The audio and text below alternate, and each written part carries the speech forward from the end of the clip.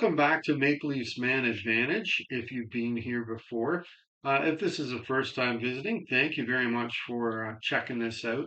I'm Hawkeye, and I'm talking about why the Toronto Maple Leafs haven't won a Stanley Cup since 1967. And I'm going way back in time here. This is the 21st episode. I've gotten past them winning their last Stanley Cup here.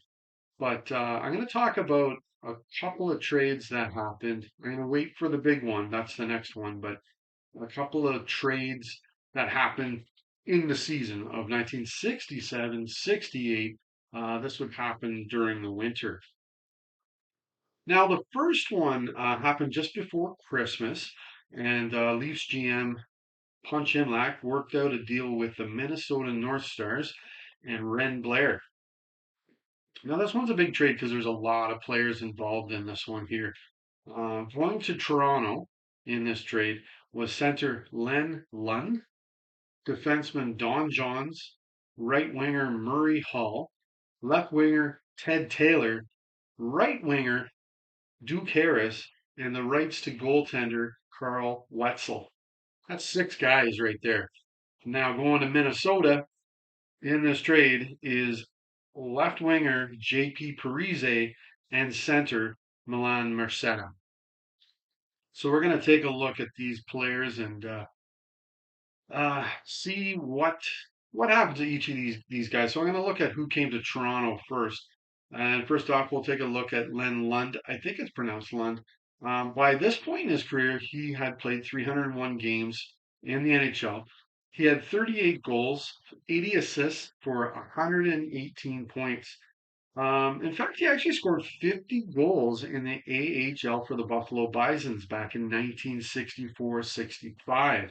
So he was a superstar in that league in the AHL. After the trade, though, he just went on to play another 20 games in the NHL. He scored one goal with three assists for 4 points. Len then jumped over to the WHA in 1973-74 and played with the Edmonton Oilers. He played 72 games, scored 26 goals, showing some offensive upside in that league as well. And he had 22 assists for 48 points. Former Leaf Eddie Joel was also on that team with the Oilers in the WHA. Don Johns, he had played 153 games in the NHL. He had scored two goals, 21 assists for 23 points. Johnzo never did play another NHL game. Murray Hall, he had played 55 games in the NHL with 8 goals, 4 assists for 12 points. He would go on to play another 109 games with 27 goals, 44 assists, and 71 points. He then jumped over to the WHA to play with the Houston Aeros, where he played 312 games with 96 goals, 125 assists, and 221 points. He scored 30 goals in 1973-74 for them and won 2 championships with that club in 1974 and 75. Next on the list is Ted Taylor. He had played 41 games in the NHL with 3 goals, 6 assists for 9 points. And he also had 43 penalty minutes. Ted would go on to play 125 games, more in the NHL with 20 goals, 29 assists for 49 points, and 141 penalty minutes. He then went to the WHA and played like Hall for the Houston Aeros and won those 2 championships as well. And he played 421 games with 123 goals, 164 assists for 287 points, and he also had 600 penalty minutes. So he wasn't afraid of the penalty box there, Ted. He actually knocked in 43 goals in 1972-73 for the Aeros as well. Real good season. Now, next up, we got Duke Harris. He had played 22 games for the North Stars in the NHL with 1 goal and 4 assists for 5 points this particular year before the trade. After that, he played 4 games for the Leafs, and then he went to the WHA and played with Hall and Taylor for the Houston Aeros for 1 season. He then played for the Chicago Cougars for 2 seasons. In the WHA, he played 193 games in that league with 53 goals, 47 assists and 100 points right down the line. He popped in 30 goals in his opening season in the WHA. So a lot of these guys jumped over the WHA and did quite well over there. Then finally, we have Carl Wetzel. He played 7 games in the NHL, winning one with a 4.39 goals against average and 858 save percentage. He never did play a game for the Leafs, but he did end up playing one game in the WHA for the Minnesota Fighting Saints. And then he was an assistant coach for the Minnesota North Stars in 1987-88. So, in the end, just playing with the Leafs, they got Duke Harris for 4 games. There were some other guys, they played some NHL games.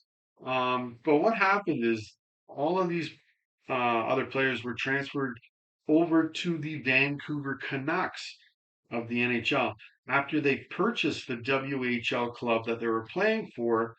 I think they were out of Vancouver as well, and then suited up for that club. So on the other side, going to Minnesota, you got JP Parisé. He had played only 22 games so far with 2 goals and 3 assists for 5 points, but he would go on to play 868 games with 236 goals, 353 assists, and 589 points. Just talked about him not long ago in a video I had where they picked him up in a trade. So he had only played, I think, 1 game with 1 assist since then.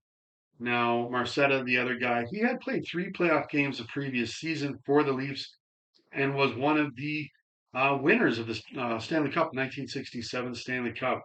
Um, so after this trade, he would go on to play 54 games with the North Stars, scoring 7 goals with 15 assists for 22 points. So, looking at this trade, I'm going to say no way. I would not make this trade. You got JP Parise. He would be in my lineup on left wing. Um, just kind of learning the ways of the NHL right now. Getting time. I would keep him in my lineup, and I would not make this trade. Um, as I said, a lot of these other guys, they did continue to have careers, but a lot of it was in the WHA when they jumped over to those leagues.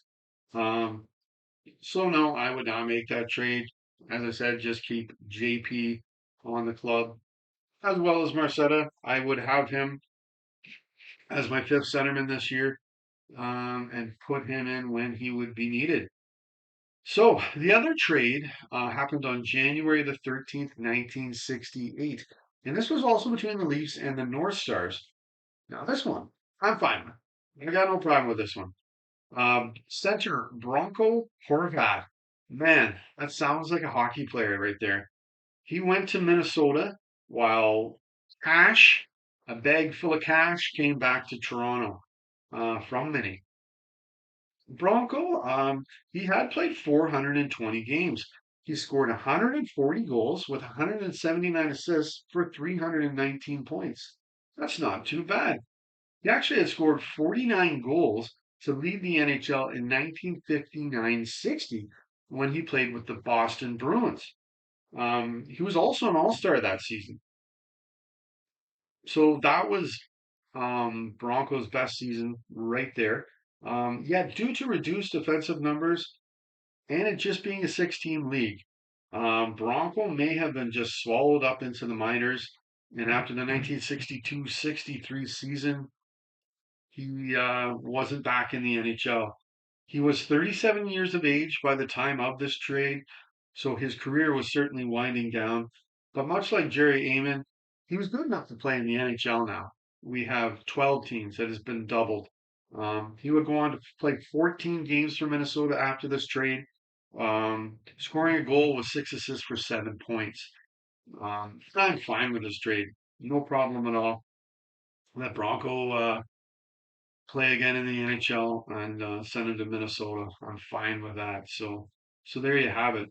So that's a couple of trades right there. One I wouldn't go with. One I have no problem with the Minnesota North Stars during the 1967-68 season. So, anyways, the next video I'm going to do is on a Huge trade the Leafs made with the Detroit Red Wings, also during this season. And I'm going to jump into that and talk about that trade. So I can't wait to bring that to you at some point. So if you like this video, don't be afraid to hit like or subscribe. This is the 21st episode, so got other episodes to look at or check out my channel, and I certainly plan on putting more on here.